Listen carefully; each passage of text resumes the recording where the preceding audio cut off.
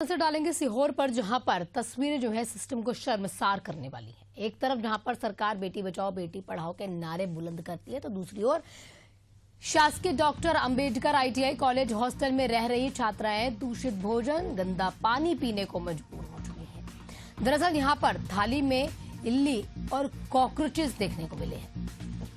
बदबूदार गंदा पानी, टूटे हुए टॉयलेट्स, यानी हाइजीन देखा जाए तो बेहद खराब।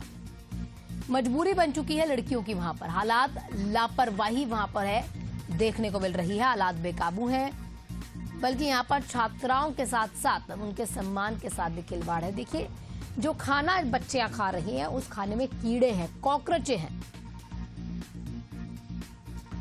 पानी गंदा है, मिट्टी का पानी है। और ये सीहोर की तस्वीर है।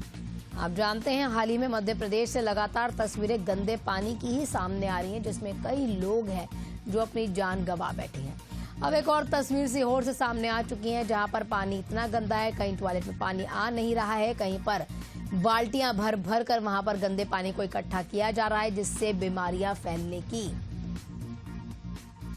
शिकायत दर्ज करवाई जा रही है।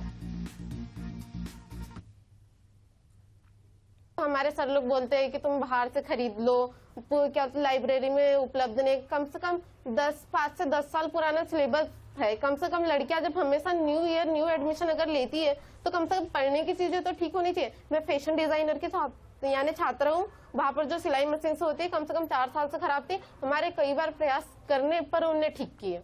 खाने में कीड़े निकलते हैं और कीड़े की वजह से मुझे प्रॉब्लम हुई थी। मैं 5 दिन तक हॉस्पिटल में एडमिट थी।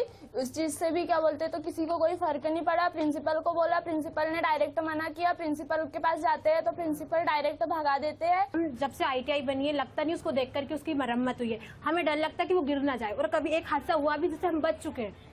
यकीन हो तो आप सबसे पूछ सकते हैं।